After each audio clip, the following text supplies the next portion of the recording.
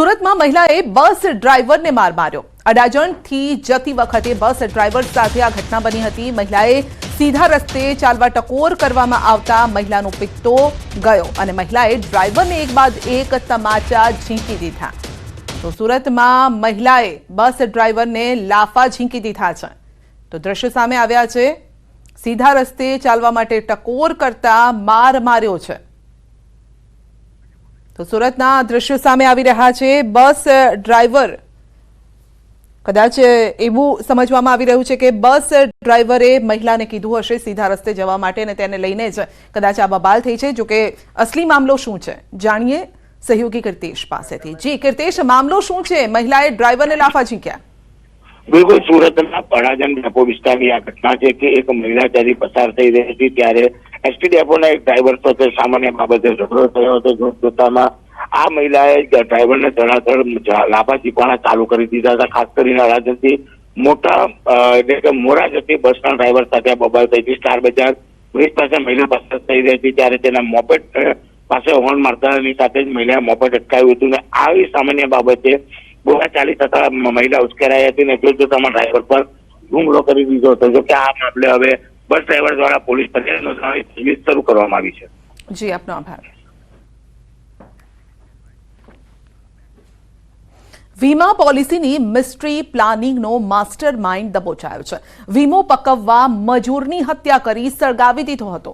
બનાસકાંઠાના ધનપુરા નજીકની આ ઘટના છે અને આરોપી ભગવાનસિંહ રાજપૂતની એસીબીએ ધરપકડ કરી છે। એસીબીએ લોકેશન ટ્રેસિંગ અને બાતમીના આધારે ધરપકડ કરી છે। આરોપી ભગવાનસિંહ રાજપૂતને પાલનપુર લવાયો। મહત્વનું છે કે આરોપીએ વીમો પકવવા માટે ધનપુરા નજીક વિરમપુરના વ્યક્તિનું અપહરણ કરી તેની હત્યા કરી અને કારમાં લાશને સળગાવી દીધી હતી। કારમાં ઘટનાને અંજામ આપ્યા બાદ ભગવાનસિંહ રાજપૂત ફરાર થઈ ગયો અને ત્યારે હાલ તો તેની ધરપકડ કરીને તપાસ હાથ ધરાઈ છે। રાજકોટના વીંછિયામાં પોલીસ સ્ટેશનને બાનમાં લેવાનો મામલો છે। 84 લોકો સામે નામજોગ પોલીસ ફરિયાદ નોંધાઈ છે। અત્યાર સુધીમાં 58 થી વધુ લોકોની અટકાયત પણ કરાઈ છે અને પોલીસે તોફાની તત્વોના વાહનો પણ ડિટેઇન કર્યા છે। વીંછિયાની બજારમાં કર્ફ્યુ જેવો માહોલ સન્નાટો છવાયો છે। બજારમાં તમામ દુકાનોના શટર બંધ જોવા મળ્યા છે। સતત બીજા દિવસે વિવિધ વિસ્તારમાં પોલીસ કાફલો તહેનાત કરાયો છે। સોમવારની ઘટનાના પગલે વીંછિયામાં એસઆરપીની ટુકડી તૈનાત કરાઈ છે। એફઆઈઆર દાખલ કરી છે। આમાં ટોટલ 84 લોકોના 84 જેટલા લોકોના નામજોગ ફરિયાદ દાખલ કરવામાં આવી છે।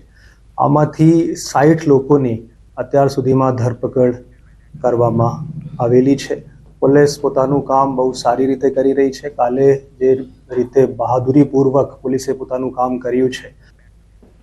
દાહોદના વરોડમાં મહાદેવ મંદિરમાં ચોરીની ઘટના થતા ખળભળાટ મચી ગયો છે। ₹5 લાખથી વધુના મુદ્દામાલની ચોરી થઈ છે। ભગવાનના મંદિરમાં ચોરી થતા સ્થાનિકો અને શ્રદ્ધાળુઓમાં રોષ ફાટી નીકળ્યો છે।